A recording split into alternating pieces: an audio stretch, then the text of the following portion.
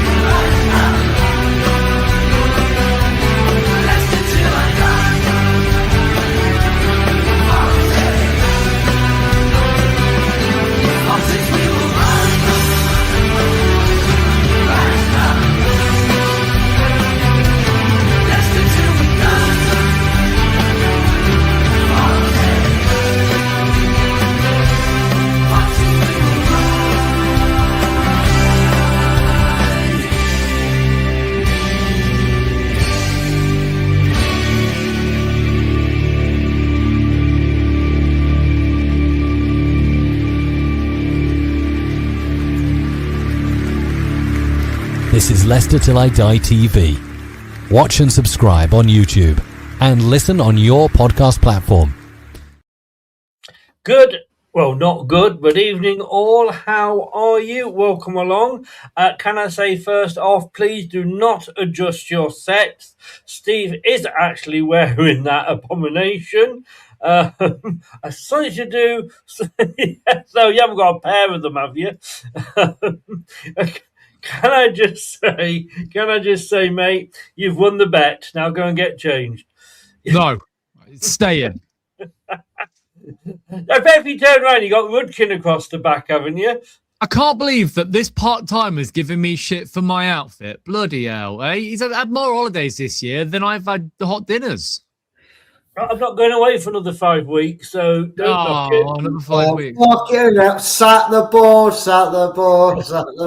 Let me just say, gentlemen, that whilst I was away, for the first time in 5 visits, Lanzarote were playing at home.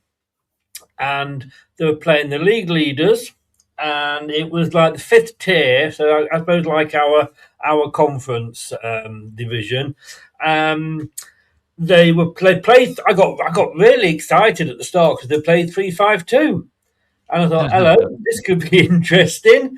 Yeah, a lot of nice passy football. Nothing in the last third, and they lost 1-0. I mean, and there was a player sent off.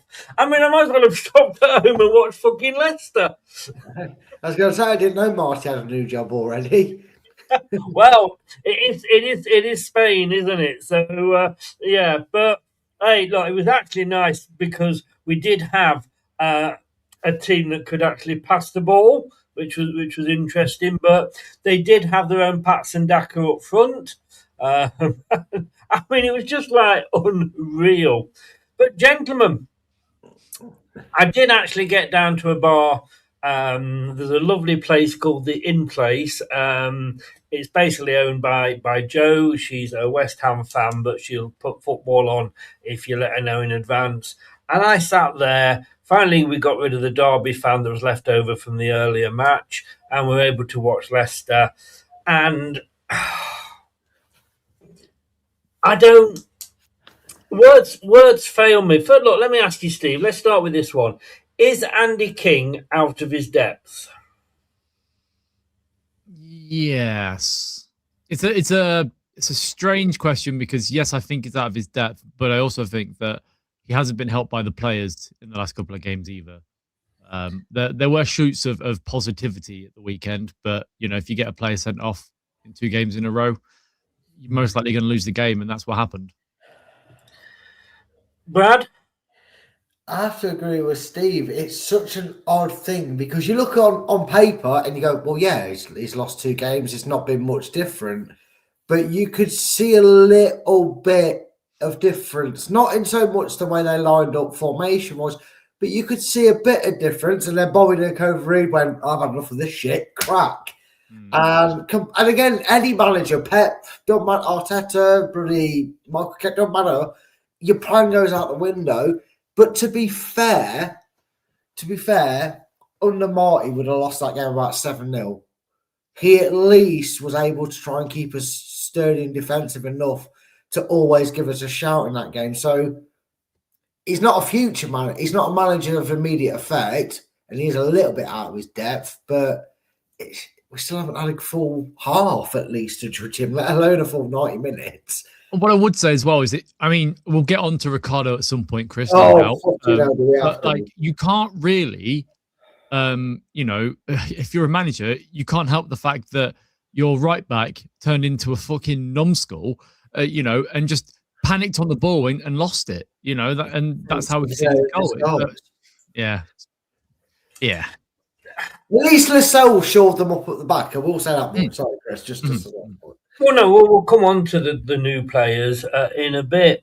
Again, I've got to say, and I was quite happy for Andy King to be here till the end of the season. Now, I don't want him anywhere near the first team. What is the point of sacking Marty Cifuentes, giving him a reasonably good payoff, I am imagining? He must be quite happy because he wished us all well in the future. What is the point of doing that and then putting somebody in charge who goes and does exactly the same? We have been screaming all this time for try something different. And all he's done is just change the players around. Some man must admit through injury and red cards. But what is the point, Steve? So I would say, and it's an important point to make out. I don't think Top was going to sack Marty until he saw the actual Oxford game himself, and he's like, oh, yeah, maybe we should do something about this. I think he was hoping that we'd win the game, he'd go back to Thailand a little bit happier, and we wouldn't have to worry about it. But they sacked him, and we're 13 days in, 14 days in at this point, and we haven't. There's rumblings of a manager being appointed at the end of this week, by all accounts. But yeah, there's no succession plan, is there? And there hasn't been for a while. You spend all that time sacking like Ruvan Nistelrooy, and you spend 90 odd days ready to bring somebody in, and it's Marty, and then you sack Marty, which we could all see was coming. I think every single Leicester fan was like, "Oh, we are not good. We need to replace the manager," even as far back as like September, October time, and yet there was no succession plan in place there. So that's the issue. You waste these games, and we wasted those 2 games when we got relegated from the Premier League the first time with Sadler and Stowell in charge. We should have had somebody lined up then. So you waste those games, and then here you go. Same thing happened again. Lost 2 games in a row, potentially a 3rd game on Tuesday, and everything looks worse because we are in for a fight for relegation. And I think we're going down. You could very well be right, Brad. I mean, first of all, what the fucking hell are they doing bringing Sadler back? He is he could not win a wank-off at a strip night. He couldn't win a wank-off. Yeah. Sorry, Steve. Yeah. Steve said he's not heard that one before, so it's very yeah, that baffles me because, to my knowledge, the team that worked 95% of pre-season, well, he wasn't there. So why didn't Andy King just say, "Look, I don't need anyone in"? You might as well hold fire on bringing someone in if you're gonna install like a Gary Rowett or someone in the next coming weeks. Let me just work it with the sports scientists and go with it. I do feel like I asked the question is what, if any, input did he have on deciding who this club actually brought in as players? Because you could argue the 2 youth players were, did he have any say in the transfers? Did he have any say in the backroom stuff? Does that show a lack of trust in Andy King that they were that desperate to bring in someone with some kind of experience that Mr. I haven't had a job since you sacked me was like, "I'll come back, please take me back," and Top just snapped his hand off just to get it done? Because it just doesn't feel like something that Andy King would do. I almost felt like a potential, when Tony Cottee and all that wanted it, and Walsh and all that were like, "Oh, we'll take the reins, do it that way," back when we lost O'Neill to Celtic. I felt like Andy King might be one that goes, Drinkwater coming and be by the sort of something daft like that. You know what I mean? I just don't think anything that's happened in the background it's Andy King. So is he even controlling what goes on when it comes to picking the lineup? Because it don't feel like it, Chris. Like you said, because nothing's different. Literally, it's swap, swap, swap. It's not you go here, you go there. We'll change this. We'll do that. It just There is one difference. We're not that? playing out from the back anymore. We're kicking it long. So there's a Oh, positive. hallelujah. I mean, it only took putting a 38-year-old, 39-year-old to figure I was that waiting for Chris to jump onto it and be like, well, no, we didn't play out from the back. So, you know.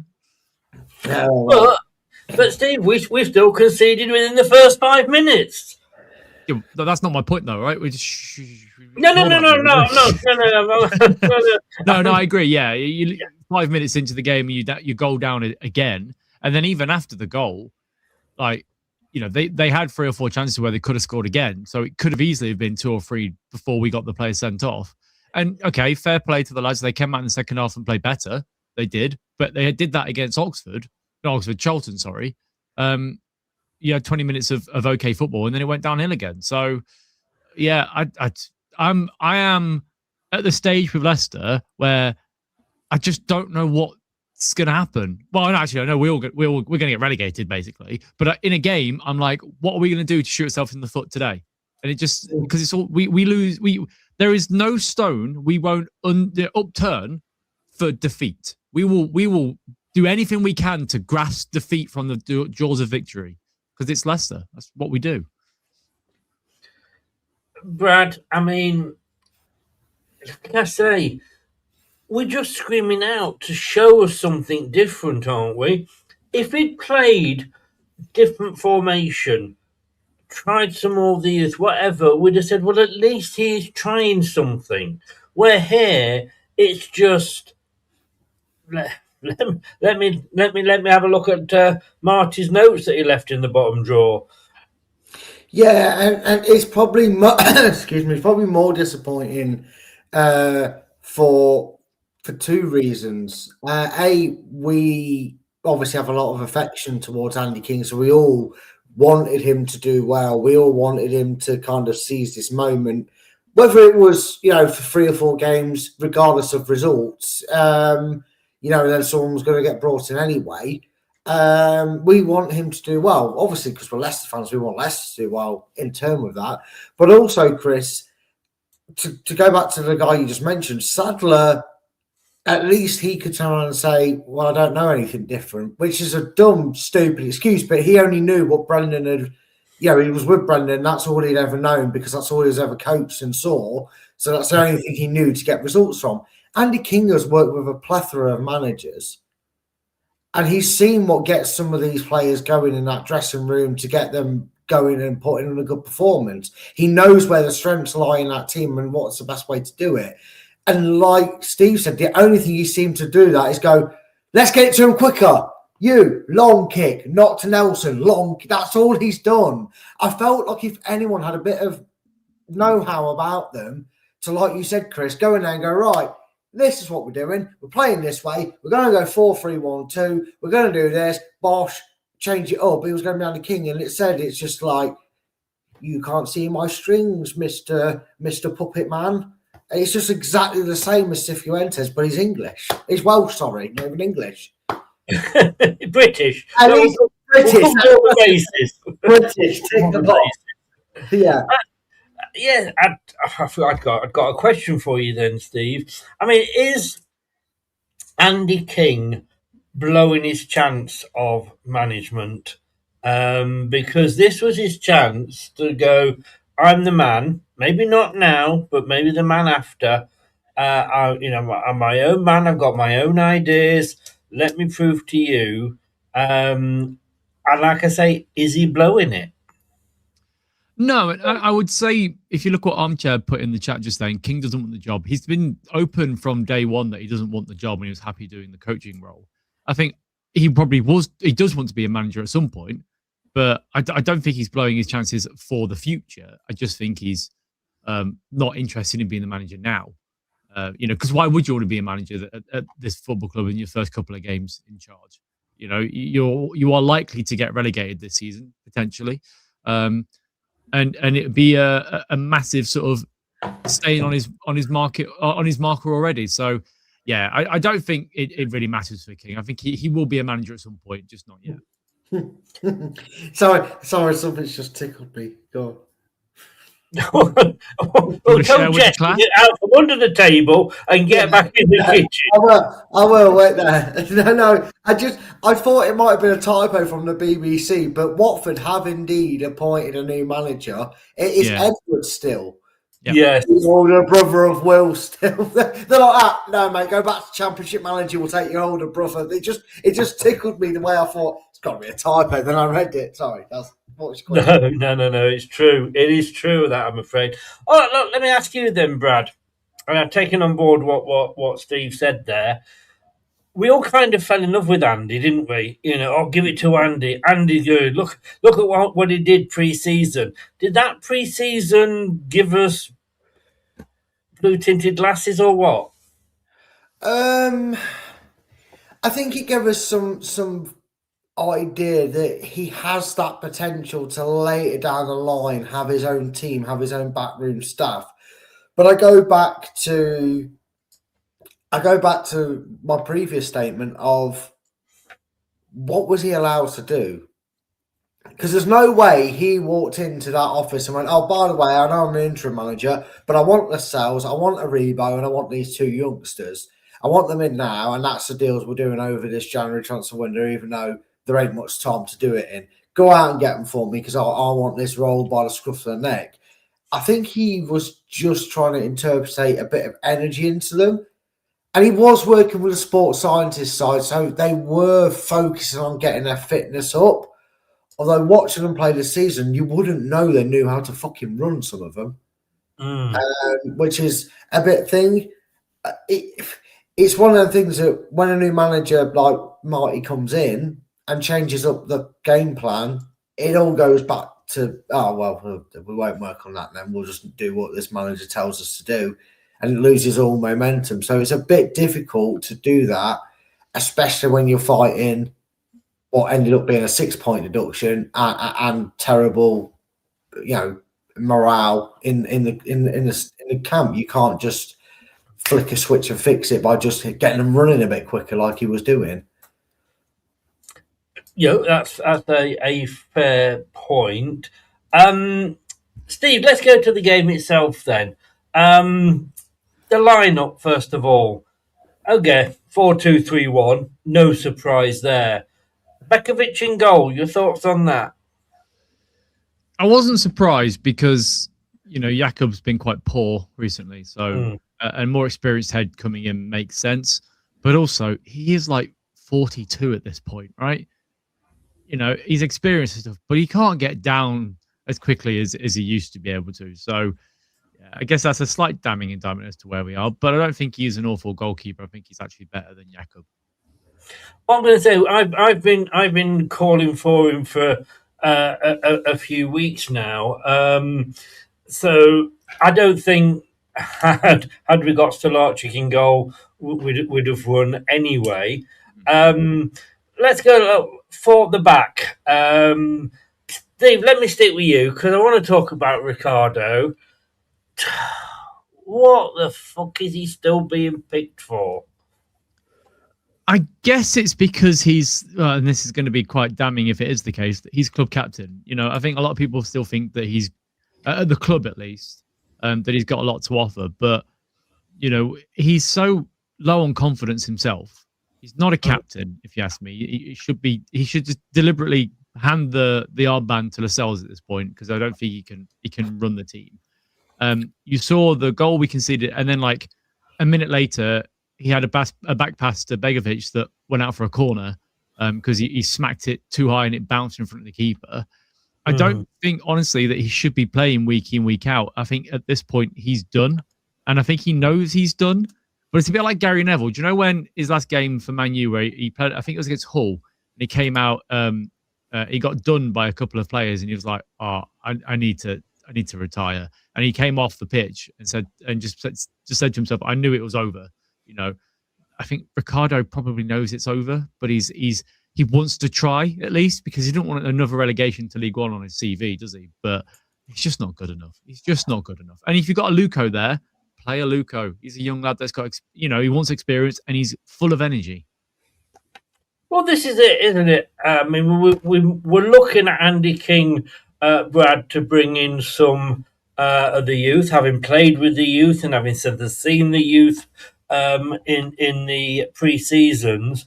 And yet, we're still wheeling out an old guy with his Zimmer frame. And, who takes that long to make a decision that he gets the ball nicked off him in the first 5 minutes and we're 1-0 down. Yeah, I don't want to sound too horrible to someone who's been a great servant to us and has been a fantastic player. No, he has, Chris. He has. I accept that. But, like you said, a player who has been. Yeah, that's my point. Yeah, but that's where I'm getting to my point. He has been all them things, and that should have been the case of go off into the sunset, let him have left like Jamie Vardy. I don't know if his contract runs out at the end of this summer or it does, yeah. So why didn't we try and get rid of him? I know it sounds horrible because people have a lot of affection for him for his commitment and that, but he's been dog awful. I mean, right now he is rivaling Frank Sinclair for one of the worst seasons at the back for Leicester as a defender. I know Sinclair was a centre-back, but you catch my drift. It's apart from scoring own goals, he's not far off what Frank Sinclair did that one season. At Leicester, it is like watching your old age dog or pet or whatever, seeing them suffering and knowing that it's killing them more and more and choosing just to let them painfully die than put them out of their misery. It's almost cruel to watch him play football because you feel like, oh God, here he goes. He's going to wander off. He's going to make a mistake. He's going to forget he's a right back. He's going to fall over. Guess what mistake he's going to make? We could get a bingo card, Chris. You could make up a bingo card of 15 things that Ricardo might do in 90 minutes of football, and you get a bingo within the first 7 minutes. It's get rid of him. It doesn't help that we've basically got Ren and Stimpy at fullbacks, haven't we? Ricardo's Ren and Thomas is Stimpy at this point. They're just not good enough. But, we could solve that. We could solve that with what's it called? A formation change. Oh no, please, I can't go through this conversation again. Please, I'm already depressed with Leicester. I can't talk about the 3-5-2 again. Oh no. We won't though. Maybe later. Okay, so the question is, look, he's on one of the highest wages, Steve. I would say dump him on the bench and bring him on for maybe the last 15 minutes if we need to, which most games we will do. Yeah, I think that's fair. Because at least he can play multiple games a week then if he comes off the bench. I can't imagine he's going to afford it. He can because he had to come on, didn't he?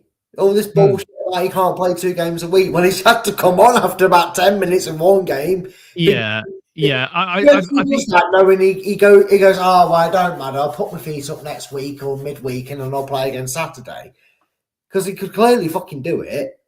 Yeah, I think they're just trying to manage his minutes because of the ACL sort of situation he had. But yeah, I mean, if you're not fit enough to play, you shouldn't be playing anyway. Simple as that. But, I think we all know he's done at this point, and it's just waiting for the end. Brad, your analogy of him being the old faithful family dog that, is shitting itself in the corner and you feel like, maybe we should say goodbye. But, there's somebody who won't allow them to say goodbye properly. We have to wait until it gets to the point where he's leaving himself. Yeah.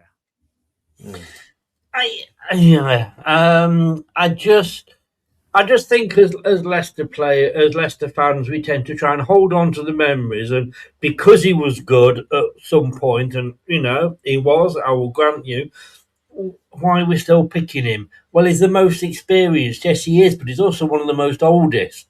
He's also one of the shittest ones at the moment, if we're honest with you. But Brad, Luke Thomas at left back. I don't know what to make about this. So depressed. If you're going from Ricardo to Thomas, Chris, are you planning on making us the most depressed we've ever been as Leicester fans? Look, well, it's not hard because I am. But You're gonna bring up Pat Sandaka in a minute, aren't you? That's going to be the next one. I'll come to him. You just wait. I will come to him.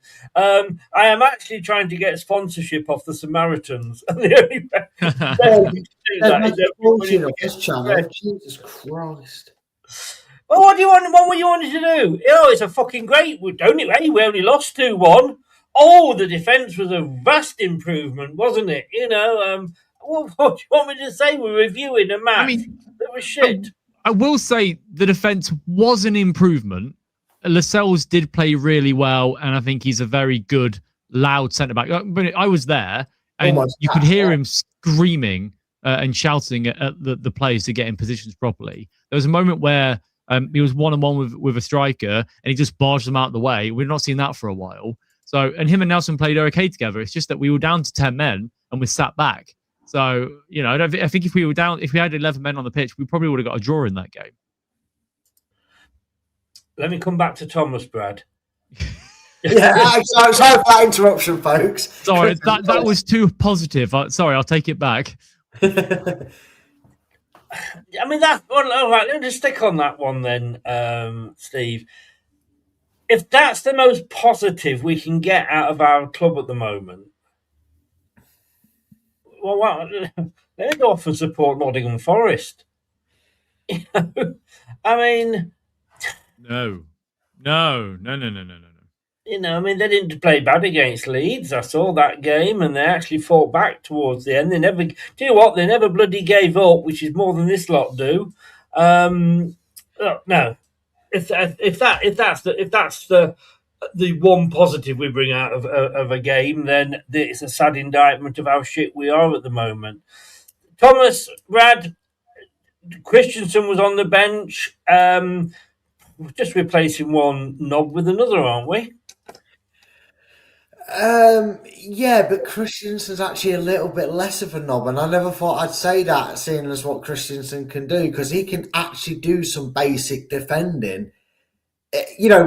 Clearly Andy King is the Welsh Marty, so he's never going to ask Christensen to bomb on forward, because let's face it, Chris, every time we did bomb on forward, people used to ignore his signals for an overlapping run anyway, when he did try and be aggressive forward. So if he just stays at the back and does exactly what Luke Thomas does and never goes over halfway line, we might actually have a left back that knows what it does. Because I tell you what I'm sick of seeing on the screen, Luke Thomas turning, realising he's out of position, and Ben Nelson having to cover him and make up for his missed challenge on a byline and trying to cut him out that way. I'm so sick of Luke Thomas making basic bitch errors. Christensen actually cannot be any worse. He actually will probably make Christensen look like Roberto Carlos of a left back, because he's that awful. I mean, sending him out on loan would be cruel to the team who took him on loan. Fair point. Steve, again, sticking with we'll come on to your positive for the game. The new signing, Lascelles, who we actually bought as a centre-back and played as a centre-back. Fucking hell. Who'd have thought that would ever happen at this fucking joke of a club? Him and Lascelles, good partnership. I mean, obviously, Acoli's out with the sending off. So is that the way forward, do you think? Yeah, I'd say so. I think it helps having a leader at the back for sure. And again, look, there aren't many positives about the game on Saturday. Trust me, it was honking, and I got soaking wet, and it was just not a nice atmosphere in the away. You wanted Birmingham to score a third, so you could go home. Go home, yeah. That was the plan, but no, not Leicester. They couldn't give me something positive, could they? But if you look at the centre-back partnership, it didn't actually do too badly. We put in plenty of challenges. It was just unfortunate that, the mistake we made for the first goal, and then also Harry Winks not tracking the runner for the second goal. These are the basics things that you expect footballers to be able to do. But I guess when you've got a side that are so low on confidence, it doesn't matter what you do, does it? Your head, if you pass any Ricardo of maybe not last season 4, would have probably lumped that up the pitch and we'd be all right. but not this season. There's just no confidence. But Lascelles, let me talk about Lascelles. He's as long as he can stay fit, I think he'll be the signing of our season, because he'll keep us up, because he's a leader, and he is a leader, and he's a loud player on the pitch, and he's somebody that will put his body about. And I actually think he would run through walls for to get a full-time deal here. He's only here for 6 months, so he wants that extra deal, and he's been injured for so long that I think he's sitting there thinking, "Fuck, this is my chance to get another contract before I retire." So I'm happy with the Lascelles signing. I think Nelson will learn a lot from him as well. It's just if we could fix up those two fullbacks and maybe somebody in front of them, then it might be a bit better. But I don't know. Honestly, Chris, I'm so depressed with this football. I don't know if anyone can tell from the fact that we're sat here, telling you how bad it is and how positive we've been tonight so far. It is awful. It is genuinely awful. It is. I mean, Brad, we're blaming Ricardo for that first goal, and rightly so. Did he get a shot? I mean, like I say, I was in a very noisy pub. When the ball went, the only time it went quiet was when we conceded that first goal, and I used every expletive that was known to man, and the whole pub went quiet to see what was going on. And then they laughed, which wasn't very nice. But should he have got a shout from somebody else? Or did he get a shout from somebody else? No, he should have used fucking knees. Because he stared at the bloke running at him and then turned around like an old man in a Zimmer frame and then shit his pants. In fact, I think it was Lascelles that once he got the ball, looked at the bloke closing Ricardo down, and he pointed and shouted at him to give it out wide, and Ricardo kind of went, "I'm confused. Where am I? What year is it? Oh, there's a man coming towards this ball. Oh, like your granddad kicking a ball in a park and he's 89 and he's Alzheimer's and in a wheelchair." I think he could have done better. I could have got someone from the care home that doesn't even know where they are and they'd have dealt with that situation better. He can't blame anybody other than himself. It was embarrassing to watch. The only thing that was more embarrassing was something that you'll get onto later, which was the sending off. Yeah. Lascelles, would you give him another year, Steve? I mean, is he 32 now? Yeah, he is. Yeah, he's 32. Not at the moment.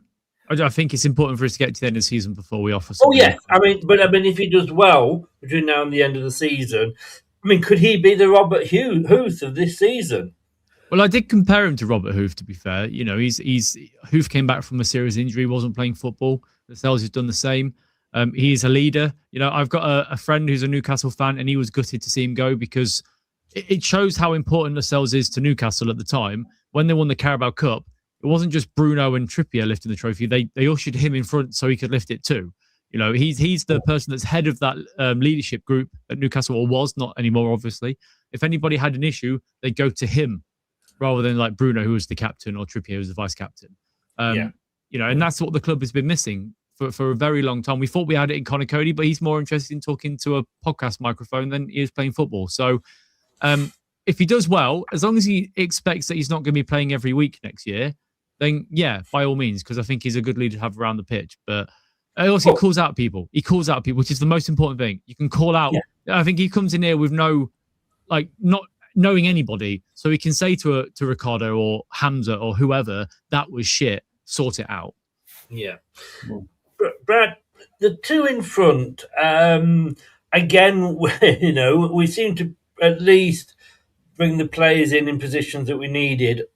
Maybe not one, and we'll come on to that in a second. Skip and Aribo. I mean, Aribo's the guy from Southampton.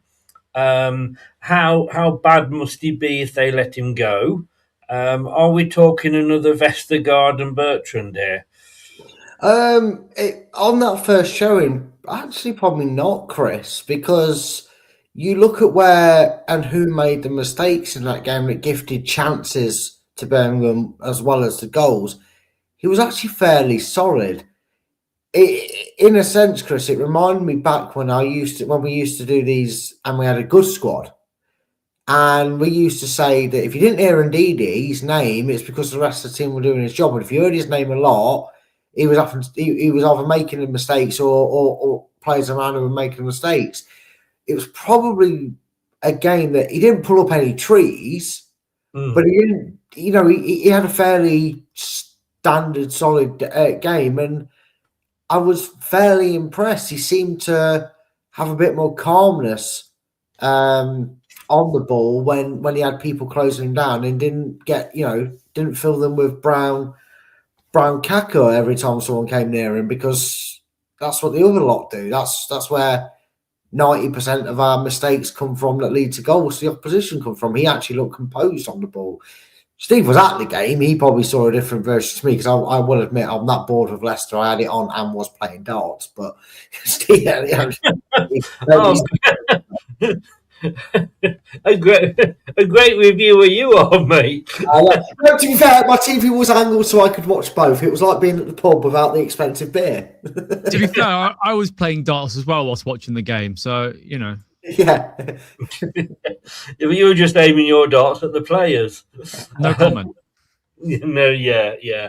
Well, I want to ask about Skip as well, because look, we've been, glossing nicely about Skip these last few weeks, and now he's coming into his own. But was it a flash in the pan? What was he like in this game, Steve?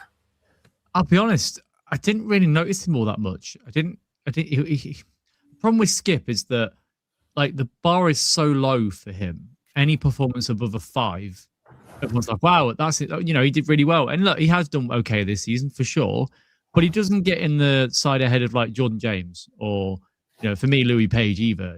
He's a fine player, but he's nothing more than that.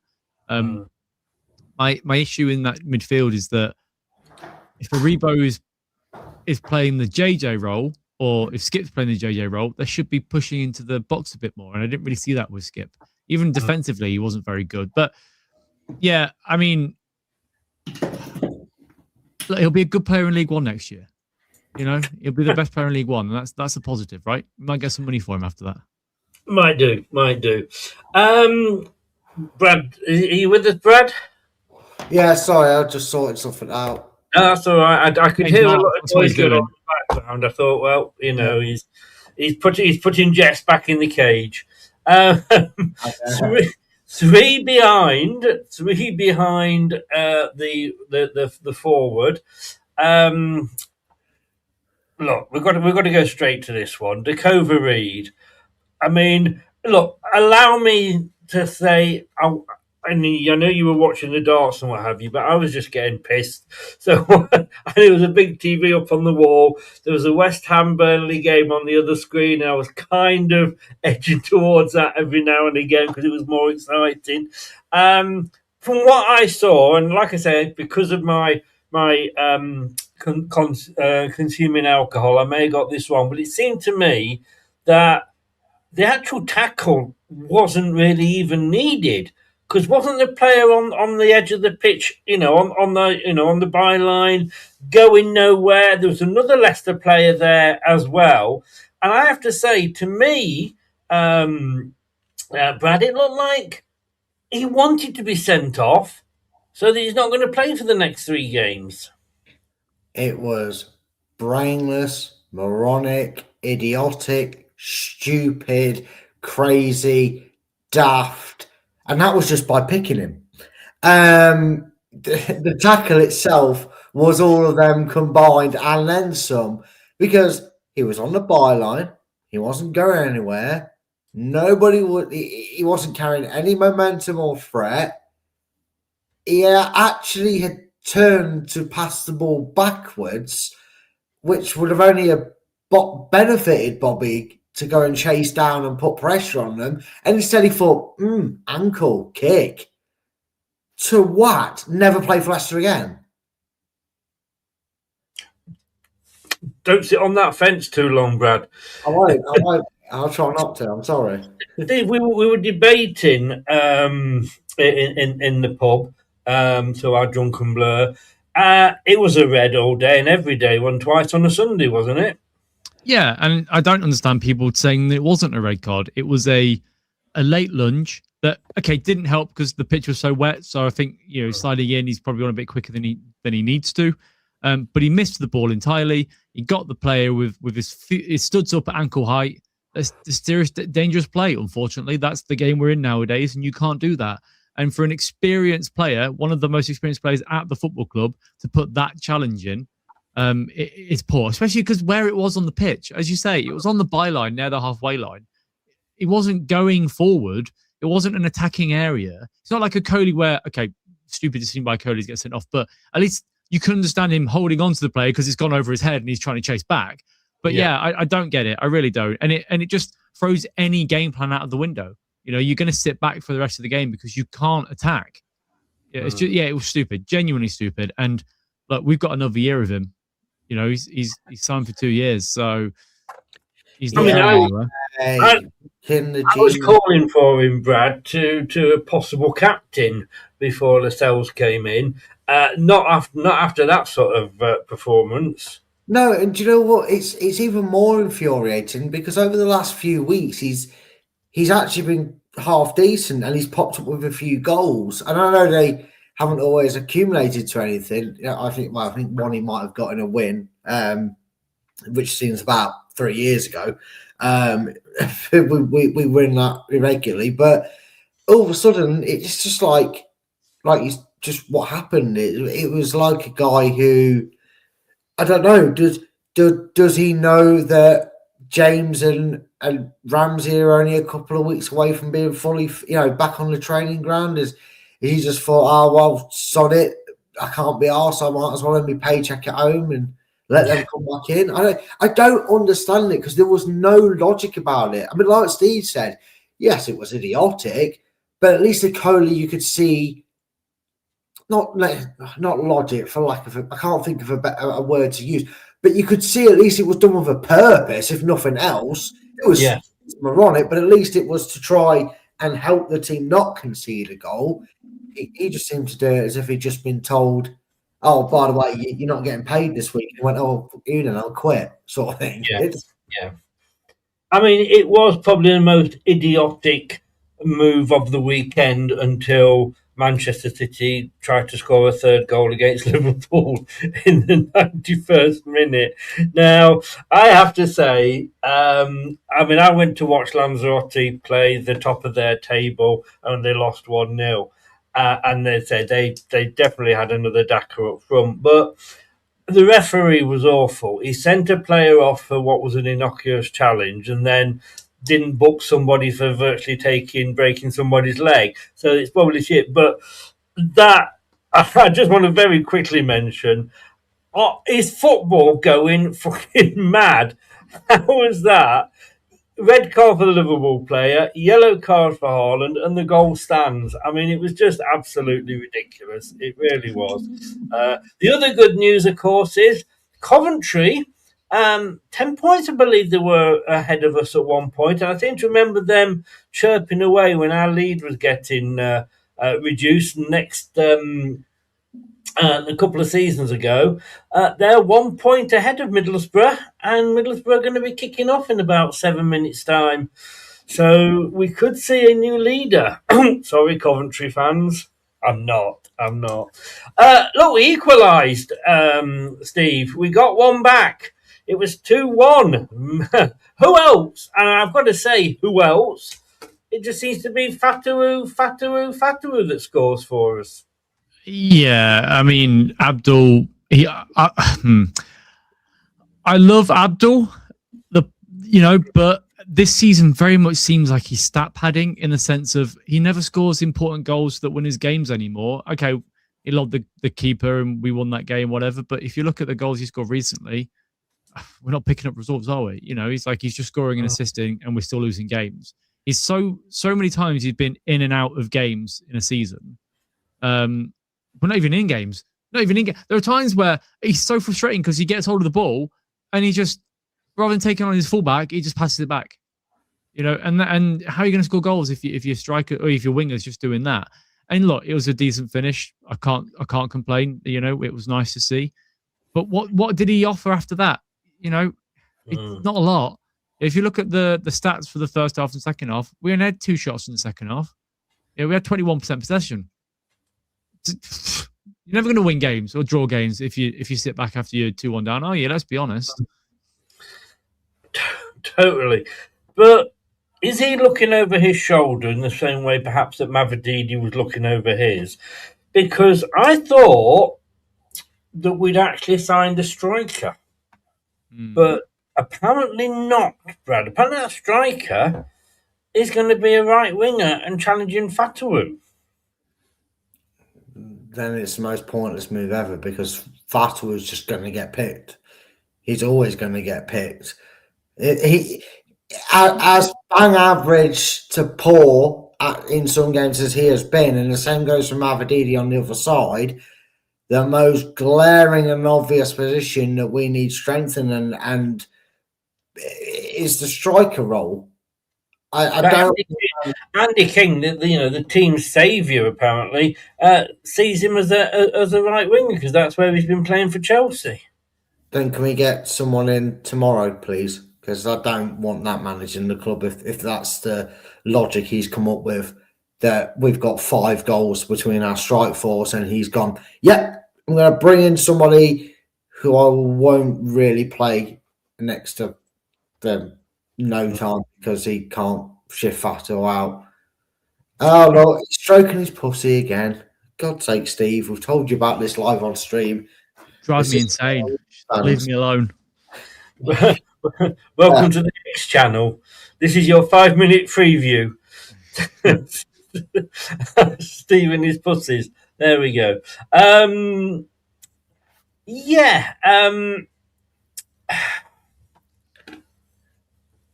Mavididi, Steve. Taken off for Winks on 46 minutes. Yeah. Yeah. I mean, to be fair, Steffi, did you see the tweet he replied to the Birmingham admin? No, the Birmingham admin put up 2 stats of him and another player. And Abdul replied with something like, hang on, I'll tell you exactly what he said because it makes sense just to read it out. Steffi or Abdul, sorry. Steffi said this, Steffi. Yeah. Like, mate, you're beefing with a Twitter admin at Birmingham. Maybe, I don't know, concentrate on the actual game itself. So the admin said, Aussie coming on top in the battle of the wingers. And Steffi replied, admin trained all week for this one. Congrats. Like, mate, what are you doing? Like, we just lost again. We've lost 4 out of the last 5 games. We don't want to see you on social media arguing with an admin from a different club. Like, it just gives the wrong impression. Also, isn't he supposed to have been training for this game all week? What the fuck were you doing, Mavididi? And if you weren't training for Birmingham all week, what the fuck were you doing? Because maybe that's why he bitched all over you, mate, because he actually put in the effort for 5 days worth of training. That's it's the same, it's like the popcorn tweet from the beginning of the season saying we're going to have some fun this year. Yeah, we are, mate. We're going to get relegated. That's how much fun we're going to have. Like, honestly, the culture at this football club at the moment and the players that we've got, they do more to piss their own fans off. Because if you look at the responses on that tweet, it's basically all Leicester fans saying, what are you doing? Grow up. Like, fuck off. Do it. By all means, do it when you're winning the league. Sure. If you're 10 points clear in fucking March, by all means, take the piss, right? Not when we're 21st in the league, joint, in the relegation zone and just out of it because of goal difference. Yeah. Like, honestly, and I can't. And it's going to sound horrible, but there are so many players at this football club that I just do not like. And we're going to be so much better off without these lads next year because he's not earning his money this season, is he? He's been terrible. Was Winks coming on for him a result of the Dakova Reed sending off, though? Yeah, I would say so. It was a short of that midfield. But even Harry Winks came on, he made 8 passes in 45 minutes. He tried 1 attempted tackle in that second half. Like, you're bringing on a player that doesn't want to be at the football club and is, fell out with 2 or 3 managers in his time at the football club. Like, it's so bad that we're having to rely on bringing somebody on that nobody wants here. Nobody. You mentioned him earlier. I'm going to go to Brad first, give you a chance to calm down before I actually get over to you. Pat Sandaka. why, oh, why, oh, why does he start? 77 minutes he played. He had no shots. He had no shots on target, no assists. He didn't create any chances at all. His fouls committed were 2. His fouls won were 1. He made 12 passes in those 77 minutes.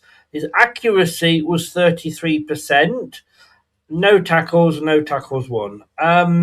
His expected assists was 0.01. He is going again at the end of the season, thank Christ. But when you've got somebody who can play striker, and we all know we need a fucking striker, Andy King, and you're coming out with this stupid bullshit, well, I brought him in to challenge Fatawu. We need a fucking striker. What is that dickhead doing on the pitch, Brad? Your guess is as good as mine, because I wasn't sure for a second there if you was reading that Daka stats or are you stats, because they're both as much use as fucking each other, to be perfectly honest with you. And again, I can read you AU stats, because he was on for 13 minutes. No goals. His expected goals, at least he got up there, was 0.04. He had 1 shot. What else did he do? Fuck all. Oh, he won 1 foul. He made 2 passes, but both of those were on 100% accurate.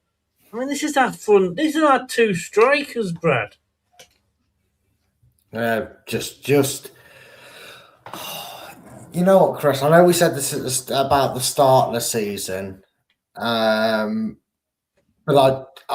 it pisses him off a little bit more, even more so now, because Jake Evans has gone out on loan.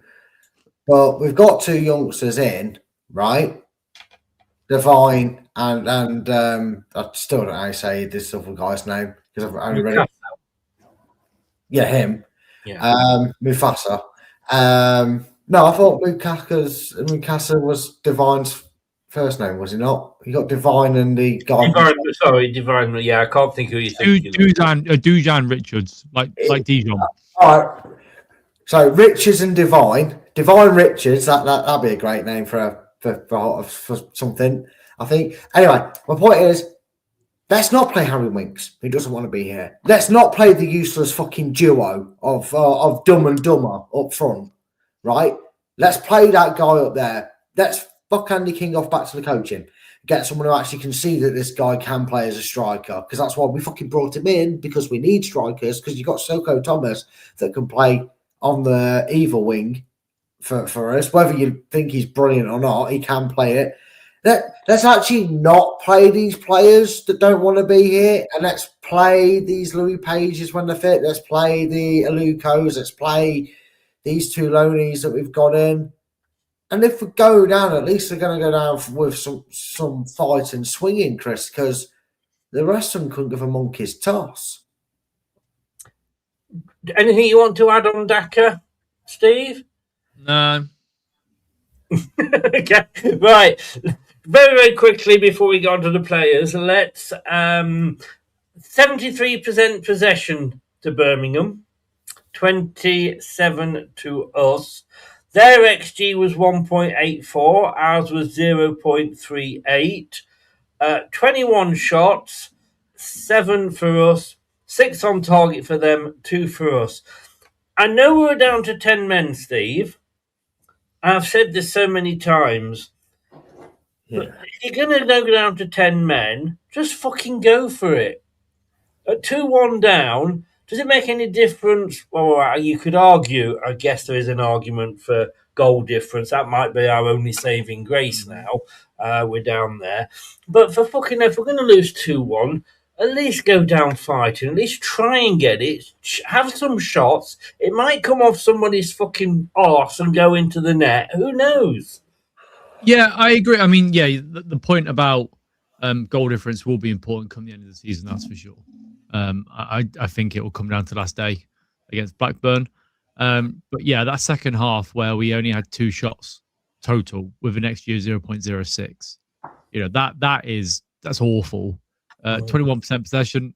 again, awful. There was no counter-attacking football. Even when we got the ball with the goalkeeper, we were still passing out slowly, like to the midfielders in front. Like, just go for it. I'd rather lose 3-1 than 2-1. At least give yourself a chance. Yeah. Their goalkeeper made one save all game. Yeah. Birmingham, 38 touches in ours, Leicester, 13 in their box. Now, let's go through the team and we'll do our famous points. Now, I have got some very disappointing news for you, gentlemen. We can no longer compare it to Jordan Blackwell. Was this because of the paywall? Yes. Yeah. And I ain't fucking paying Leicestershire Live to read some of the shit that they put up, which is basically just rehashing Bastards. tweets and what have you. Hang on, let me see if I can get it to you for free. You carry on. No. We'd rather not have it, Steve. Don't look at it. No, it's an important thing to have, Brad. We can't. We've got to have it. While you're doing that, fuming Andy King to challenge Leicester City squad on worst record in the Championship. Bobby de Coverreed was sent off half an hour into the loss to Birmingham, City's fourth red card of the season, with all four coming in the first half. I feel as Andy King will discuss discipline. I think there's a lot more things he needs to discuss first. I don't want to say let's get somebody in as soon as we can, because as soon as we can means we might have to go for the guy that's favourite for the job at the moment, and that's Russell Martin. Yeah. Yeah, fucking hell, right. Oh no. I'd rather have nobody in charge. Mm. In fact, how's Tom doing at League 2 with Leicester on Football Manager, Chris? I think we're about third. Yeah, see, screenshot it, send it in. There we go. Problem solved. Exactly.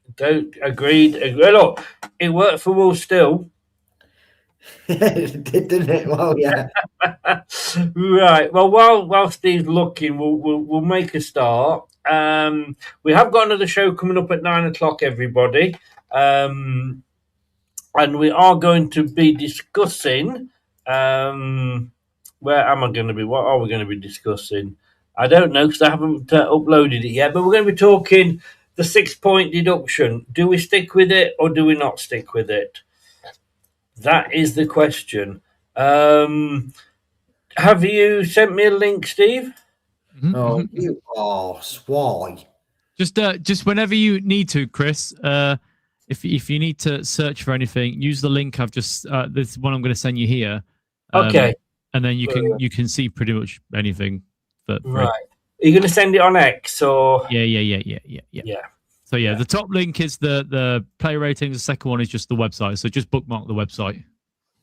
Right. Let me just wait. Here we go. There you go, Brad. Bit of positivity for you. Great. You get to hear what Jordan said still. Man, that's all I fucking need.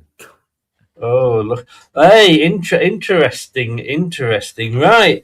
Okay, well, I haven't got any of the players up or anything like that.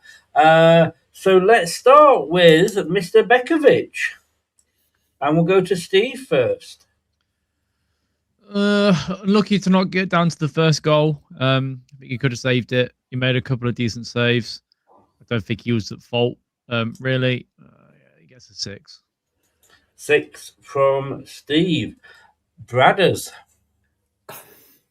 Couldn't do anything about the first goal. I've spoken enough about that already, Ricardo. Made a fantastic save to really stop Birmingham taking the lead earlier than they did. 6, I guess. You've gone 6 again. Well, I can tell you, Jordan has gone for a 5. He looked shaky with the ball at his feet early on, and he was beaten through his legs for the first, but he made 2 excellent saves thereafter. Nearly had a howler in added time. I feel like we're going to be picking on this guy. We're going to have to do him. Ricardo, Steve? 2. It was. I thought there was going to be a 1 coming out of your mouth then. No, I mean, look, he very much at fault for the first goal. Awful pass back to Begovic at one point that almost led to it did lead to a corner, but difficult. I think he sort of grew into the game a little bit better, but even then, a 2 is where I'm at. I don't think he was good. No. Brad? 0. 0. Oh, the first 0 of the night comes from Brad, and it goes to Ricardo. He got a 4 off Jordan. Waiting for Brad's steam to come out of his ear. What fucking going? Oh, this twat! Learn to watch a game, mate. Learn the rules of football. How have you give the most useless player on the pitch, aside from Dakova Reed for getting sent off, a fucking 4? Oh Christ! Oh my God! You thick, useless, brown-nosed fuck! Am I going to be the one that gets blamed for Brad committing Harry Carey because I sent the link? I think we could do. Like I say, ladies and gentlemen, tonight's show is sponsored by the Samaritans. I'll give you the number, Chris, because I need it. Right, actually, I used to have it. All joking aside. You have it as the thing that popped up across the bottom, didn't you? I don't think I've got it anymore. No, I don't have it anymore. Right, okay. Then we move on to Lascelles. Now, this I'm expecting a high score, Steve. 6. He was all right as a debut. He came off after 60 minutes because he was obviously knackered. He's not match fit, so he did okay. I don't think he was at fault for the goal. Right, Brad. A leader without the armband. If there's any positive, and there isn't many from it, it's Lascelles' performance at the back for Leicester. I'm going to give it a 7. A 7. Well, you actually agree with Jordan. You get a 7. He gets a 7 off him as well. You're crashing and a scream. It's all right. I'm okay. Ben, that was nearly a goal then for Sheffield United, I think. Ben Nelson, Steve. 5. I think he was okay. Nothing special. Yeah, I didn't really. I mean, I'm keeping out of this because, like I say, I was too drunk to know. But Brad, I didn't see him do anything good or bad, to be honest with you. Not really. I'll give him a. Stood still for the second goal that inevitably won them the game, so I'll give him a 5. We're number 5 as well, so you two are agreeing. 7 off Jordan. He got his positioning spot on for most part, meaning he was in the right place to clear loads of crosses, even if it was sometimes awkward. A solid outing. Interesting. God. Oh, God, I've got to ask this. Luke Thomas, Steve. 2. It's just so ineffectual. His long throws don't do anything. Genuinely, I can't wait for him to never play for Leicester again. 2. You got another 3 years to wait, though. That's the problem. No. We don't say that. We don't say that. Positive. Somebody out there, please buy him. Brad? Just because there was 2 idiots worse than him, I'm going to give him a 2. A 2. Okay. He got a 5 off Jordan.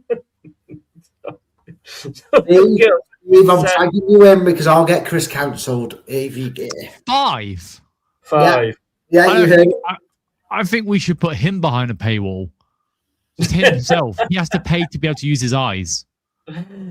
Vincente's sharp touches made him too quick for Thomas at times, but he did reasonably well against the Spaniard. A lot of crosses came in from his side, but he was outnumbered out there after the red. I think we need to try and make sure that his drug dealer gets locked up behind bars, because he's obviously given us something dodgy before a game. If he's seen a flop, Oliver Skip, Steve. Oh, just 5 out of 10. Didn't really do anything. Number 5. Brad? Didn't do it. Yeah, same as Steve. Can't really think of much he did wrong or right, really, in that sense, which is bad to say, but yeah, 5. 5. He got a 4 off Jordan. So he thought that Oliver Skip had a worse game than Thomas. Oh, Yeah. Yeah, okay, mate. Basically, guys, yes. I'm just reading the scores. I am but the narrator of this program. Yeah, don't shoot messengers to say, but punch him and pass it on. Let's have a look at Joe Aribo, the other debutant. 6. He got a yellow card, which I think made him a little less physical, but he had a decent game by all accounts. Brad, are we looking at another Bertrand here? No, because he actually plays for us, unlike Ryan Bertrand, your French Revolution. I tried to stop myself saying that then. That's right. I loved it. I'll never let you forget it, mate. But honestly, no, again, a bit like Skip, fairly quiet, but you did see some moments where he seemed to handle the ball with a bit of calmness under pressure. So I will give him a 6 as well. It's just easy to copy Steve's homework at this rate. It is. Well, he got a 6 off Jordan. Whoa! It's the first clean sweep of the game. Pretty good. He was combative and got himself really involved in the early stages. So here we go.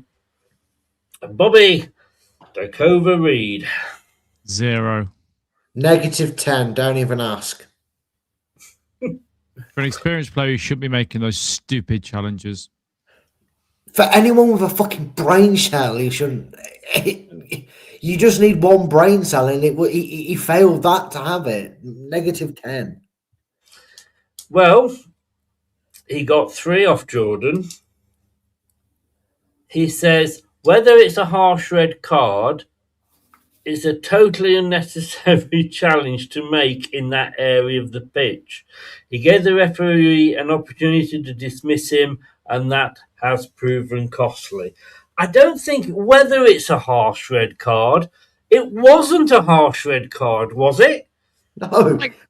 I know that they're behind a paywall now, right? So they're expecting people to pay for this clown's opinion, right? That's crazy. That's crazy. If we want to save money, this would be more justifiable for Leicester to sack him than it would be Gunnosaurus Rex being sacked for Arsenal when he didn't save money. It's just ridiculous. What a stupid bloke he is. Who's he getting on his knees for? Come on, let's have it. Let's figure that out. That's the next biggest mystery. Let's move on quickly. After Bobby Dakova Reed, we go to the delightful Abdul Fatawu. 5. He scored a goal. That was about it. Sadly, I have to agree. Just because he scored a goal doesn't mean he was a good player or a good game. It's the only thing I know he did. Yeah. Got a 6 off Jordan. It's brilliant technique to bring the ball and last the shot through the bodies to get the goal. It's about the only positive moment he had in the game. But apparently that gives him a 6. He had 30 touches in the entirety of the game. Steffi had 18. That's how bad it's been. Not even 50 touches between our two most attacking players. Fuck my life. Well, it's going to get even worse because we're going to talk Pat Sandaka next. Steve. can't give emojis, can I? No. You can give minus. 1. It's just ineffective. Do you know how? Right. Guess how many touches Patson Daka had in his 77 minutes. 14. Don't go away. I'm going to cheat and get it up. Whoa, Alex. I've literally got it in front of me. I'm asking you, Chris, not for you to look at the result. This is cheating. Yeah. How many touches? Well, I read this out earlier, didn't I? No, I didn't do the touches. So what was it? How many touches in 77 minutes? Yeah. I've got 14. You gone 14. I'm going to go 5. He had 26 total. Oh no! 26 total touches in 77 minutes. Yeah, but hold on a minute. How long did Fatawu play? Abdul was on the pitch for 77 minutes as well. Okay, because I was going to say Fatawu played. This is how bad the game was. I didn't even know what time he came. I knew he came off, but I didn't know how long he came off for. Because I was about to say to you, at least he managed nearly the same amount of touches as a player we expect the most from. I mean, how many passes do you think he made in that time? 7.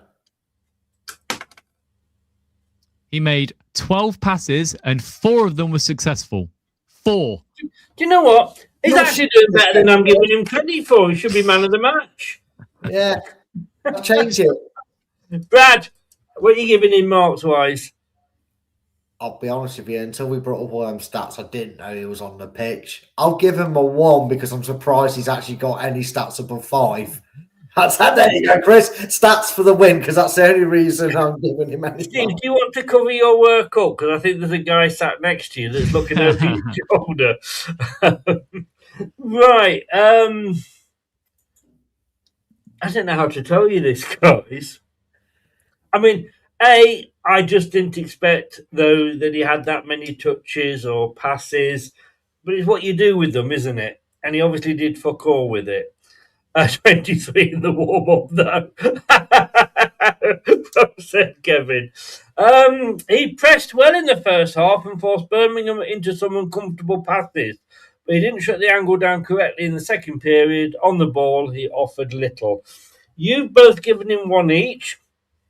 Steve thought about it. Brad copied. He got a 5 off Jordan. You know what? I'm not even angry anymore. I'm not even baffled anymore. I've just come to expect it with Jordan because he's just the biggest arse clown ever. You're not annoyed. You're not angry. You're just very disappointed. I am. Yes, you are. Right. And finally, for the starting 11, we are going to talk, and I've lost it now. We are going to talk Steffi Bavadidi. Wow. Terrible. 3. No, 2. He gets a 2. You know why? Because he was awful and his tweet after the game was terrible as well. You know, for a winger to only have 9 passes, 6 successful, you know, to only have 18 touches, 1 successful dribble out of 1. You're a winger, mate. Do you? Yeah. I'm so sick of this team. You're sticking at 2. Yeah, sticking at 2. You want to be thankful that we're playing tomorrow night because Wednesday you can't do this because it's Unite with the Misses. Exactly. I'm looking forward to it. Getting away from. Actually, I'm at a gig Wednesday night anyway, so yeah. Yeah, and I won't be here Wednesday either, so it's pointless doing it Wednesday. And I tell you what, Steve, I think you've got more chance of scoring. Yeah, no, you're right. I am going to Birmingham again though, which I think lowers it a little bit, but you know. Brad, Mavadidi. Yeah, running around the pitch like a headless chicken. 1. Okay, off Jordan. 5. Sorry, guys. Look, can I just say, this is not me. I'm the messenger. Don't shoot me. Shoot Jordan. He gets a 5. No, it was coming. I feel like he gets paid per the rating. For each 5 and over he gives, he gets an extra 20 quid on his monthly pay packet. Yeah. And he hasn't actually even rated the substitution, so we won't either because they have got another show coming up at 9:00, as I say. Could I have, Steve, your team performance? Oh, 3. 3. Just not happen. Just shit. Yeah. Unfortunately, it is. Brad? I've done it most of the show. I might as well end it this way as well. 3. Yeah. Okay. I'm going to kick Brad out while I ask you this then. No, in fairness, off Alan, who was obviously... Do you know Alan at all, Steve? No, I haven't met Alan yet, sorry. No, he's lovely. However, Yeah, he just goes to all the matches. I thought you might have bumped into him. He gave a 3 as well. Football friends. Right, Steve, you're Brad. You don't have to copy Steve.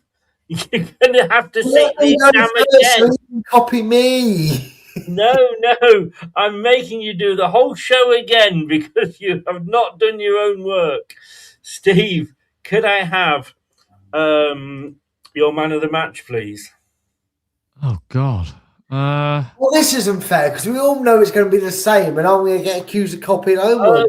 Oh dear, so Middlesbrough have just gone 1-0 up after 18 minutes. Coventry are no longer... Down to the second, you're going down to the second. I would say the away fans, because in the second half we did come out and we were quite loud backing the lads, but I can't give it to anyone on that pitch. It was just shit. No, okay, that's fine. Brad? I can. Jamal Lascelles. We finally actually had a captain on the pitch. He just didn't have the armband. Thanks. I'll send you the tenner over for not saying Lascelles.